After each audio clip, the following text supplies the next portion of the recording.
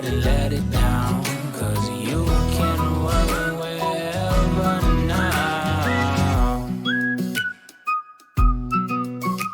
What in the world just happened in the world of AI and at OpenAI? We just went through the craziest week for any of you all who were paying attention to the fiasco that was OpenAI. There was a cluster of things that just went down in terms of OpenAI and its CEO, Sam Altman. And he was fired. Then he was hired at Microsoft. And then he was rehired, reinstated as CEO of OpenAI. So what all just happened there? We're going to break that down. But welcome into the Work Wherever podcast. It's the podcast where we talk about AI, automation, the ability to work wherever so you can live every day like it is Saturday. And I'm your host, Roy Edwards. Sydney's not here today.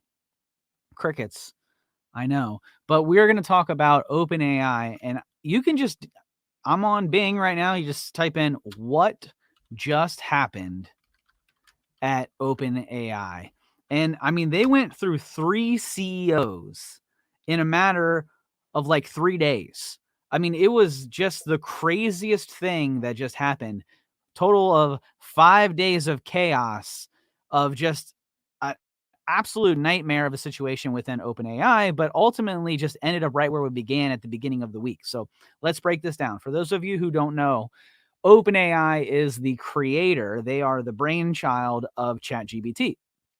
ChatGPT and OpenAI have a partnership with Microsoft where OpenAI actually runs on Microsoft Azure. It's part of their web services. So if you have Microsoft Azure, then you can go into the portal, the Azure portal, and you can spin up your own version of ChatGPT. I've done a podcast on this where I talked about this. You can do, I believe it is ChatGPT 35 Turbo is what we have running. It's running in our environment. It costs us like $200, and it's essentially the premium version of ChatGPT, except we can feed it its own learning module, so it can take on a persona that we deem it, and we can customize that persona, and then I can connect it to Power Platform, roll it out for my organization so that members inside my organization can utilize it as Cloudette. That's what we call it. It's our bot. So that's who OpenAI is. And so OpenAI over the last week got fired. So this was Friday, not Black Friday, the Friday before, where OpenAI released a blog titled OpenAI announces leadership transition. And essentially, the doom and gloom of AI, which guilty, okay? Here on this show, we've been doom and gloomers at times. Obviously, we talk about OpenAI. Obviously, we talk about artificial intelligence, and we've kind of hit it from all angles. Is artificial intelligence and AI good for business right now? Yes, it is. So long as you are ethically using AI. You are not using it to replace humans. You're not using it to lay people off, to have mass layoffs. If you are utilizing AI and artificial intelligence and really automation as a whole in an ethical way to enhance your employees, then it's a good thing. If you're using automation and artificial intelligence to totally wipe out your workforce, bad. Okay? So let's review.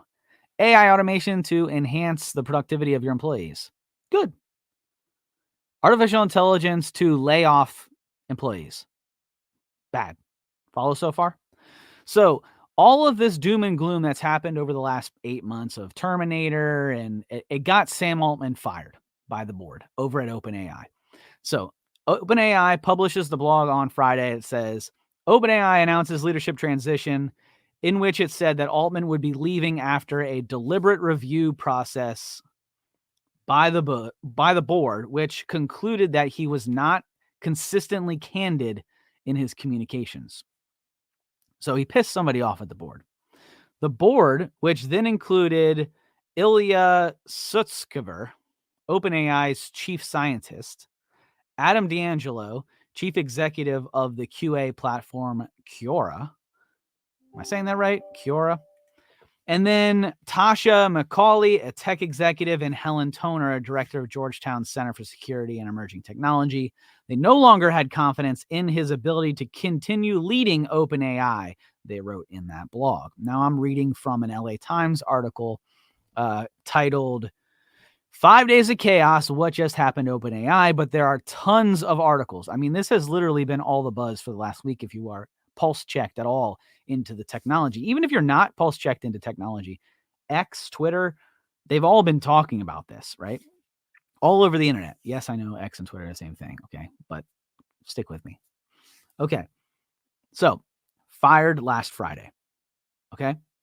Details about what exactly Altman, one of the biggest names in the booming AI sector, writes the LA Times, and a fixture of the San Francisco Bay Area startup ecosystem, which the San Francisco Bay ecosystem, what they're referring to there is Silicon Valley, also what it's known as. They messed up. That's what everybody was saying. Okay, so they went and they hired a couple other CEOs. I mean, they went through Altman on Friday, then they hired another CEO, which I tried to find out who it was. You all would know who it was. So let's see. After firing him, going through this article, after firing him, the board moved to replace Altman with an interim CEO, first Chief Technology Officer Mira Murati. And then they hired Emmett Shear. He was the former head of Amazon home streaming platform Twitch. So they went through, I mean, Mira Murati, I assume that's a woman. She was CEO for like 24 hours in this carousel. Then Emmett Shear of Twitch, which Twitch got bought out by Amazon. Twitch is a streaming platform. For those of you who don't know what Twitch is very, very popular with the gaming community. So it is a very large streaming platform where gamers essentially stream their broadcasts, is basically what it is. Other members have used Twitch, like Amazon has used it for like webinars and like events and stuff like that. But if you go on to Twitch, most of what you're going to find is gamers. This guy, Emmett Shear, he said that he would commission an investigation into Altman's ouster, but that it was not prompted by a specific disagreement on safety. Okay. While all this nonsense is going on with the board over OpenAI, Microsoft jumps in, okay, and hires Altman. Okay.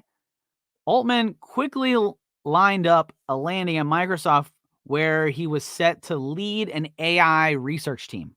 Again, Microsoft, OpenAI have this partnership agreement where OpenAI runs essentially on Azure and you can have the web services. So Microsoft's like, after spending billions of dollars in their artificial intelligence platform over the last, what are we in November, 11 months, they are like double, triple, quadrupling down on AI. They see Altman's available. They're like, yes, please come over here. Altman lands a job in like 48 hours of being released by OpenAI. And he lands at Microsoft, which essentially is OpenAI. I mean, they're different, right? But Microsoft is the primary consumer pusher. They're kind of the other side of the brainchild because OpenAI is its own entity that has a board that runs that. I believe they're technically like a nonprofit or something like that. They are, I have to double check that, but they're kind of like its own entity that is like free of, and that's why you have all these other tech leaders and stuff like that oversee the board, is that it's this like nonprofit, like human, we're here to help humans, but release AI at the same time type of a thing, where Microsoft is the commercial entity behind it that's kind of helping them power through a lot of these things. Okay. $10 billion. That's what Microsoft had invested here with its relationship with an OpenAI. And now they get Altman. So Microsoft's like on top of the world. They're on top of the moon. You know, they're past the moon. Okay. If Dogecoin went to the moon, Microsoft just went to Mars, Pluto by getting Altman and landing it after all this money they've been investing. Okay. A couple days later, OpenAI comes out and they said, we want Altman back. Okay. More than 700 of the firm's staffers signed a letter on Monday, fired on Friday, hired by Microsoft Sunday timeframe. Monday rolls around, these 700 people who find out their CEO was let go on a Friday sign a petition on Monday for the board to resign and also reinstate their old boss, their old CEO Altman. So they said if their ultimatum was not met, they threatened to follow Altman to Microsoft, which had offered to hire all of them. Okay. So Altman's like, you're firing me because I won't communicate with you? All right. Well, hey, Microsoft, y'all need an AI leader over there. I know that y'all just spent like $10 billion for this relationship with OpenAI because I was the CEO and I know about it. So how about I just come over to you guys and we invest and we just basically create our own OpenAI over using the web services you already have access to. OpenAI is like, hold on, don't do that. We might want you back because we've been through 2 CEOs over the weekend. Meanwhile, the employees are then saying, hey, you let our boss go. Well, we want to work for him. So either y'all hire him back and resign, or we're going over to Microsoft, where Microsoft just said that they were going to hire all of us. Crazy, right? This is like between 3 days. Tuesday evening, Altman was back inside at OpenAI as if the whole thing never happened because of the Microsoft stronghold. Now, look, the board. Okay, let's just finish out the article here from the LA Times. He's set to be joined by a newly reconstructed board here because, again, they got what they wanted. 700 employees were like, nah, we're bouncing if you don't reconstruct your board. So the new board that will keep on D'Angelo, that's the Quora executive, but also included former Salesforce co-CEO Brett Taylor and former U.S. Treasury Secretary Lawrence Summers. So a couple new faces here, probably ones that get along a lot better than Altman. Now, is this crazy? Yeah, this is psychotic. This is the biggest thing in tech since Elon bought Twitter. Is this 5 days of just crazy drama? The drama at one point knocked a 48, I'm reading from the LA Times here, knocked a $48 billion off of Microsoft's valuation. $48 billion. And briefly incited a scramble by competing AI firms to hire Altman loyalists. So not only did Microsoft, that's why Microsoft wanted the 700. Because if you guys are like, why would Microsoft want all 700? Well, they want to build their own OpenAI, but they want to save face of this $48 billion hit that they just took because of the relationship between Microsoft and OpenAI is so married right now that if OpenAI crumbles to the ground, Microsoft has invested so much time, money, resources into this relationship that then it opens the door for people like AWS and Google to start to build out, and even Meta to a point, to start to build out, poach some of these members away from OpenAI to create their own AI that, I mean, let's be honest here. ChatGPT is they're the leader right now in AI, at least consumable AI by the general public. And that runs on Microsoft. And so if Meta, Google, AWS are able to kind of get a grasp of it, even chip away at the lead, then that crushes Microsoft in the amount of investments they've had right now. So now, like I said, OpenAI brought back Altman at the end of all this, which was essentially a stronghold, okay, by the members. And so, yes, it does. The board is a 501c3. So I was right that it was a nonprofit organization. And they hold its mission, the creation of general use AI that will benefit mankind and not the generations of profit. So that's their mission statement. And so that mission was in huge jeopardy by Altman walking away and potentially rebuilding something at Microsoft that is not a part of a 501c3 and opens the door for the rest of the industry to gold rush at this. Now it does place Altman back in the seat of this nonprofit. Presumably those 700 members are still back at OpenAI. All things are back in the AI universe, are kind of back aligned, right? But it just goes to show you how much power OpenAI holds right now, and Altman really, and how much flex he has over the industry.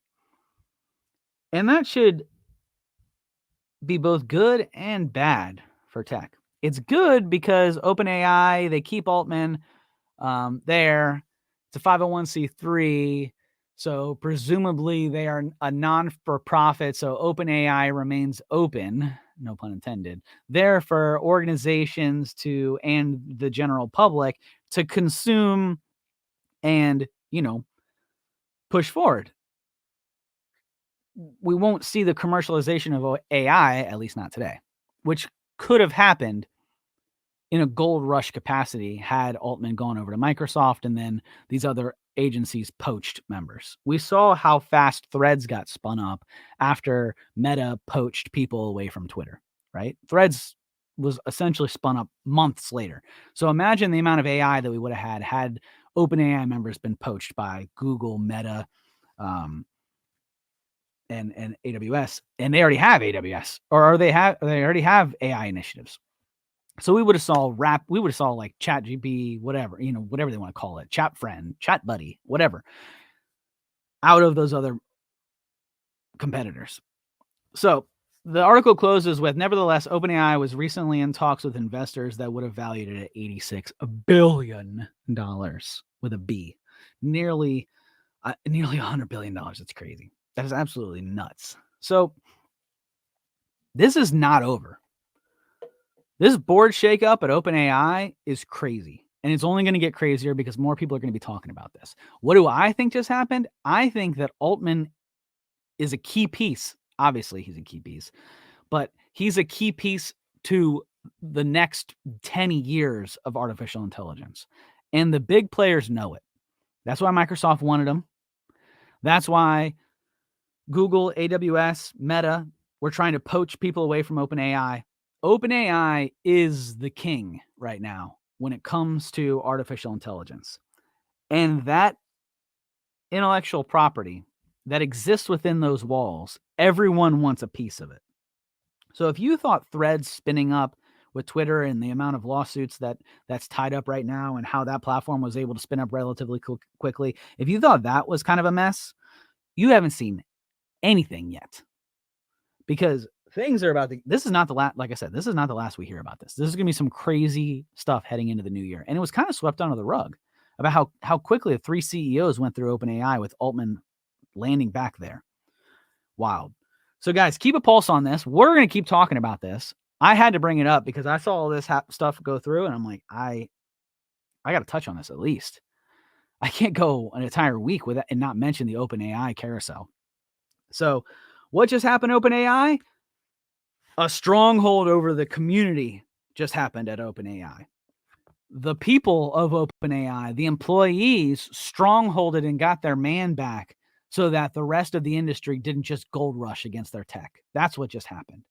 All of the doom and gloom that we've been talking about, all the doom and gloom might have got him fired by the board to begin with. But the real doom and gloom of firing him and opening up this IP to the general industry so that multiple companies could gold rush it, that's the real doom and gloom that we've been talking about on this show for a year. And that almost just happened. And it might still happen. Something to keep an eye on. So guys, thanks for listening. Thanks for hanging out. Hopefully you enjoyed the show. Let me know in the comments below if you're listening on YouTube. Let me know in the comments. Do you think that this was a good move by OpenAI bringing him back? Do you think that if he had not been hired back, that we would see a gold rush of AI in the industry where things just go crazy and then we run into, it accelerates this Terminator scenario? What do you think? Let me know in the comments below. Thanks for hanging out, guys. Like and subscribe as always. Yeah, thanks for hanging out. Until next time, guys. See ya!